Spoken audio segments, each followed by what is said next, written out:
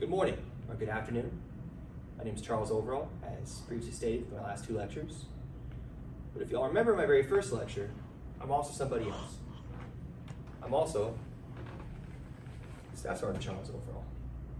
I'm a formal instructor for the Air Force. I've been doing it for about 4 years now. And I kind of want to give you a visual aid to kind of put into place what I do when I'm not wearing the nice getup. So now let's press on. Let's get back to Charles Overall and discussing what comes to mind about a leader, relationships in a work environment, and the overall communication and what makes things work. Who can sit here and tell you about how much money is lost every year due to communication? I can. $37 billion is lost every year due to communication breakdowns. On top of that, 62.4 million per year in ineffectivity. That's a lot of money. And if anybody wants to refer to these stats, you can go to incorporated.com. This is from 2018, so safe to assume it's probably gone up a lot. Now let's talk about the next subject. What comes to mind when you think about a leader? Attributes, characteristics, what they should and shouldn't be. Leaders use laws, rules, and regulations to lead. They need to know the environment and what is called for in a work environment. Key word, leadership environment. The relationship with all the tiers involved in leadership is a catalyst to success. I'm going to sit here and tell you a personal story of mine about somebody who didn't follow the laws, rules, and regulations. As stated, when I'm not wearing the suit, the nice little getup, I'm an Air Force instructor. When I wasn't an Air Force instructor, I was a mechanic on the flight line, and we work on planes. Well, to work on planes, we have laws, rules, and regulations. How we enforce those are with technical orders. Technical orders are step-by-step procedures on what you need to do to accomplish a task. If you don't follow those steps, you're not following the rules. And if you're not following the regulations, you're not following the laws. I was out there, young airman overall, up in Alaska, and I had one individual, seasoned senior airman, or E4, or however you guys want to depict this. And I saw him do something, and I knew in the back of my head, I was like, I don't think that's right. But as an A1C and where I was in the order, I just didn't have the gall to tell him what I felt was wrong. Well, long story short, this individual accrued about $350,000 in damage on a plane. This individual is now a mister because of his failure to respect the laws, rules, and regulations of TOs and the Air Force. Now that we've discussed that, what comes to mind when you think about a leader in work relationships? Appropriate, inappropriate.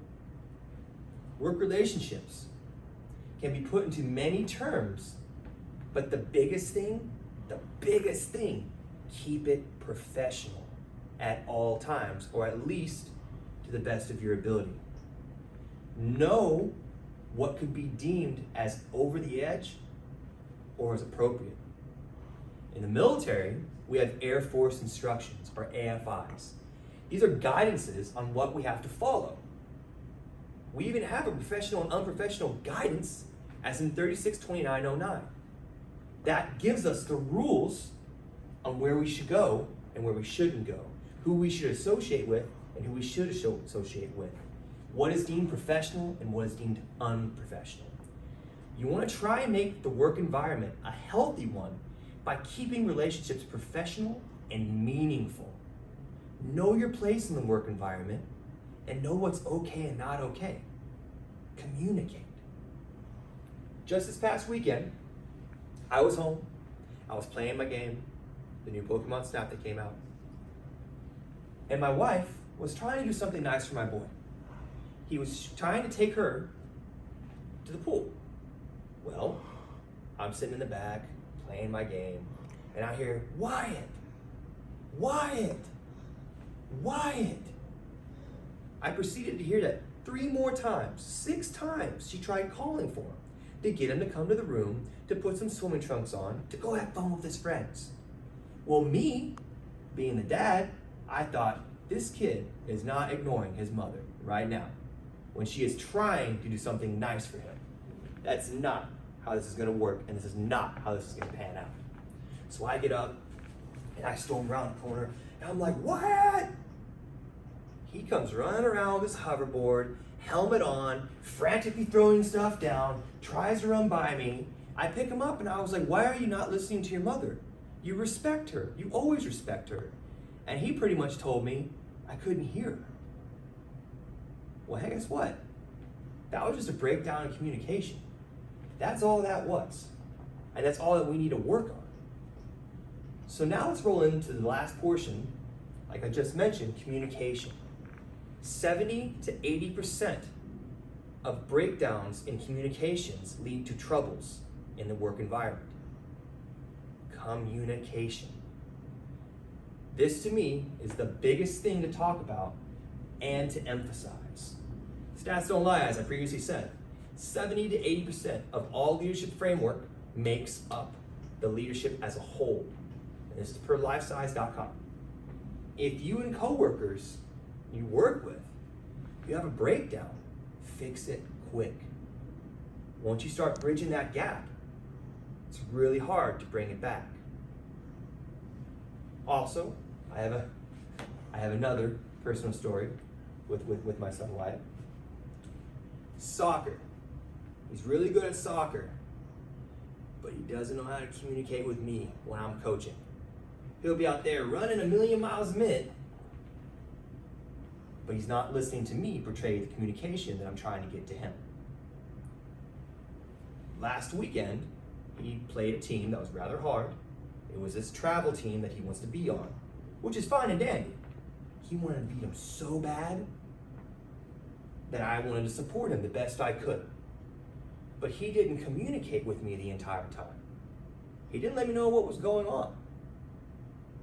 Long story short, he was running around the field so fast, he started crying on me and was getting really emotional and real sad. So I picked him up and I took him off to the sideline. I'm like, what's wrong with you, man? Are you okay? Like what's going on? And all he said to me is crying 6-year-old tone, I'm just really hot. Communication. He didn't talk to me. He didn't let me know what was bothering him. He didn't let me know what was affecting him at the current time. Communication is key for leaders to lead and followers to know what direction the leaders want you to go in. In conclusion, we discussed what comes to mind about leaders, relationships, and the work environment, and overall communication. Ultimately, it leads to a roadmap to our final conclusion. What is that? The leadership framework and how it affects you in all stages. If all these areas can be tied and built upon, options are limitless. In conclusion, my name is Charles Overall, also to some as Staff Sergeant Overall. As a team, we can lead the future.